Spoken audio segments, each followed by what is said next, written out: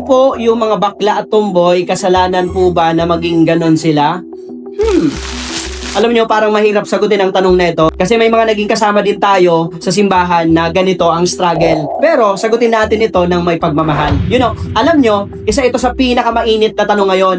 Kasalanan bang maging bakla? Kasalanan bang maging tomboy? Sa panahon natin, normal ito sa lipunan. Unang linawin natin dito ay ganito. Ang temptation ay hindi pa kasalanan. Ang pagiging attracted sa kaparehong kasarian at damdamin, hindi agad gawa, hindi yon kasalanan. Kahit sa Jesus tinukso, pero hindi nagkasala. Kaya hindi otomatikong mali kapag may nararamdaman. Pero mali kapag isinabuhay ang kasalanang iyon. May ilang talata na direktang nagsabi tungkol sa homosexual acts. First Leviticus chapter 18 verse 22. Hindi ka dapat sumiping sa kapwa lalaki gaya ng sa babae. Romans 1:26 to 27. Men with men, women with women. First Corinthians 6:9 to 10. Those who practice sexual immorality, including homosexual behavior, ay hindi makakapasok sa kaharian ng Diyos. Kung hindi, magsisisi. Ang keyword dito ay practice. Ibig sabihin, hindi yung may struggle, kundi yung isinabuhay at hindi nagsisi. Kaya malinaw, ang act, practice at lifestyle, yun ang kasalanan. Hindi ang mismong tao. Tandaan nyo to,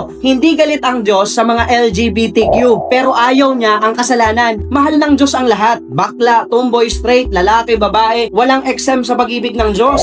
Pero tandaan, ang pagmamahal ng Diyos ay hindi license para manatili sa kasalanan. Kapag mahal mo ang isang tao, ayaw mong masira siya. Ganoon din ang Diyos. Hindi dahil mahal ka ni Lord ay okay na ang anumang lifestyle. Love does not change the truth. Truth changes the person. Siguro ganito, gumawa tayo ng tanong, bakit may bakla at tomboy? Yon, magandang tanong to. Alam nyo, maraming dahilan. Una, trauma, rejection, broken family, influence. Minsan bata pa, nararamdaman na nila. Minsan naman environmental or emotional. Pero tandaan, ang feeling hindi basihan ng identity. Ang Diyos ang nagbibigay ng identity. Genesis 1 verse 27. Male and female, He created them. Hindi nagkamali ang Diyos sa paglikha. Pero pwedeng magkamali ang tao sa nararamdaman. Pero hindi nagkamali ang Diyos sa disenyo. Ang tanong, may pag-asa pa ba ang mga bakla at tomboy? Ang sagot, oo naman. Maraming tao na dating LGBTQ pero nang makilala si Jesus, nagbago. Nagbago ang puso, nagbago ang lifestyle, nabago ang identity at nabago